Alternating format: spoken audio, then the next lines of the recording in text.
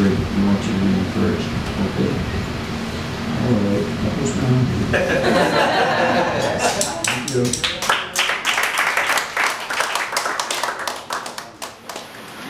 Okay? Pangalawa po is committed. Committed? Hindi committed. Kala ko committed eh. Then secondly, yung pong ang isang leader ay kailangan po siyang willing po siya. Alam niya kung paano siya mag-sacrifice for the sake of his followers. Yes. Kaya wakan nyo.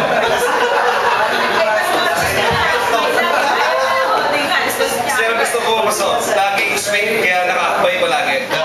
Namin, yung first po, as a Christian leader, I think we should make sure first that our Christian walk is working.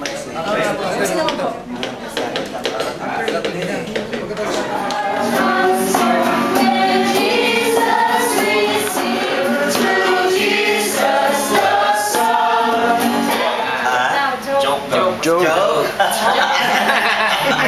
My face is a joke.